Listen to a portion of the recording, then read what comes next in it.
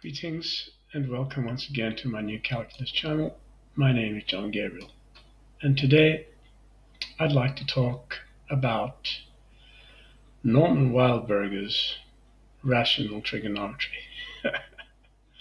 And of course, I think you all know what's coming, but Norman Wildberger came up with something called rational trigonometry, which he wrote a book on and which he's done several videos on.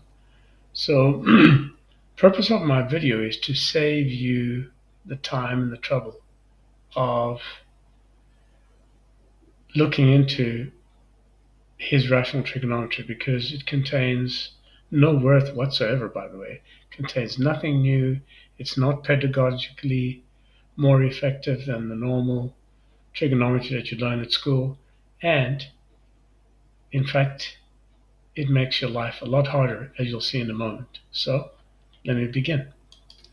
So Wildberger is really just an mainstream foil. He comes up with claims like there aren't any real numbers, but he has no alternative. And he also has a habit of saying things like natural numbers are just a heap of ones, thinking that his view is somehow different to mainstream, but there's actually no difference from a mainstream academic's point of view. That's what they also think of natural numbers. Also just a heap of ones. Okay, they don't understand how number is derived systematically from nothing. So rational trigonometry is his baby. In this article, which I shall give you a link to, I also discuss his revisionist attempt, his revisionism, and also the revisionism of others. Well, first of all, Wildberger doesn't even know where trigonometry comes from. Okay, and he doesn't really care where it comes from. All he wanted to do was come up with his new knowledge called rational trigonometry. In other words, with the emphasis on rational, trying to get away from a concept he also doesn't agree with, irrational number, which, by the way, he is right on that, but not for the reasons he thinks. And he doesn't, again, have another alternative. His views are precisely the same as mainstream. Now, of course, there isn't such a thing as a rational number, and of course, subsequently, no such thing as a real number. Now, Wildberger's book is called Divine Proportions and Rational Trigonometry to Universal Geometry. I'll be honest with you, it's a load of rubbish in a summary, but let's see why. Now, he introduces two new concepts, quadrance and spread. Okay, and he writes in an early paragraph that in order to distinguish it from ordinary from ordinary trigonometry, he calls it rational trigonometry. And of course, he says the latter involves cosine theta and sine theta. And of course, he continues in his obfuscated brain to forget that quadrance and spread are in fact dependent on both distance and angle. For example, he talks about the square of the sides as a quadrance. Somehow, in his thought processes, the word quadrance adds some sophistication that would be lacking in a word such as square. But that's all he does by squaring the sides, excuse me, and calling them quadrances. He hasn't done anything. Then he continues to talk about these spreads, as he calls them, as simply the sine of the angles, which themselves are squared. And in a lengthy tirade from page 4 to 8, he describes simple Pythagorean geometry to arrive at quadrances. And of course, he uses the sine ratio. And so, in reality, all he does in these 4 pages of nothing is solve 2 equations in A and B simultaneously, followed by taking the square of the sine ratio of the given angle. He's still using the original Greek concept of angle, since it is recognized by one of the vertices. And in a further obfuscation, Wildberger calculates b squared, not root b, because that would damage his claim to rational trigonometry. In other words, he leaves the square of b intact and simply uses it in his spread. In other words, the square of sine. So he talks about the spread of an angle as being the measure of an angle. So all he does is he rewrites the measure of angle A as the spread between those two lines. Now, talk about pedagogical advantages. Using his method, you'd have to remember not only how to perform your sane middle school geometry, but also to flip modes between side and square in order to avoid the radical sign. I mean, this is just total sophistry. Okay. And Wildberger knows it's garbage, but it's out there. He self published it.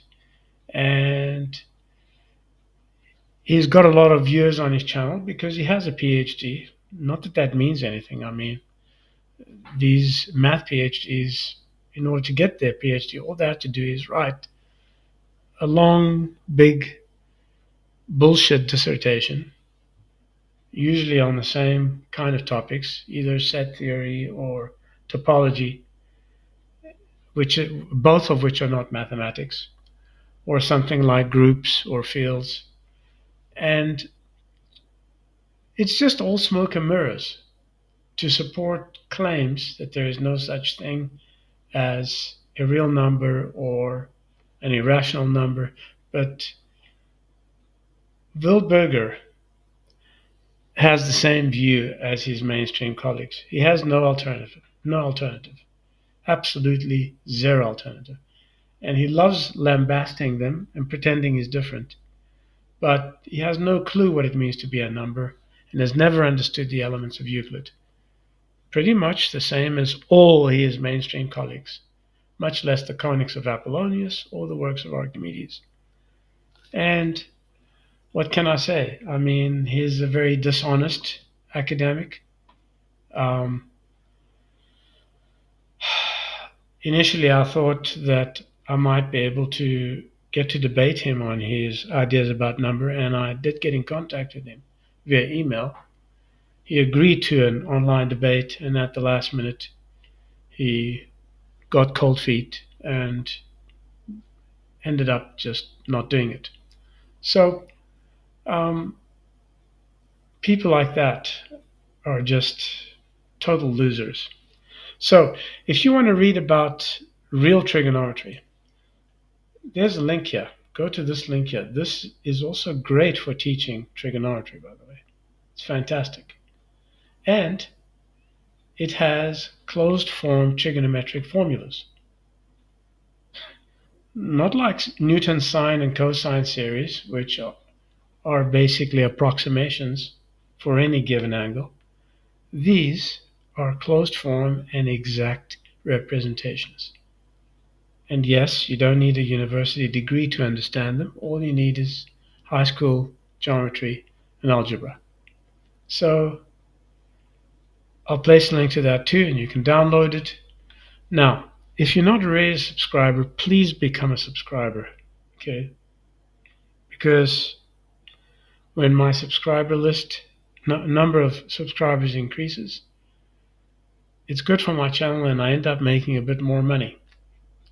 So I don't really have a great source of income. In fact, I'm pretty much in the poverty bracket. And I know that if I increase my subscribers, that can improve somewhat. So look, it doesn't cost you anything to subscribe. Just go ahead and subscribe. It would be nice if you clicked like too and you told your friends about this, and everybody you know, your teachers, etc. So also you can follow me on Academia, where you will find this article, by the way, Norman Wildberger, and many other articles, hundreds of many other articles I've written. And of course, if you join my members only channel, you will get access to information that I do not share with the public. So, Don't procrastinate. For €4.99 a month, you can join my members only channel and have access to that information. That's pretty much it. I'm John Gabriel. This is a New Calculus channel. Till next time.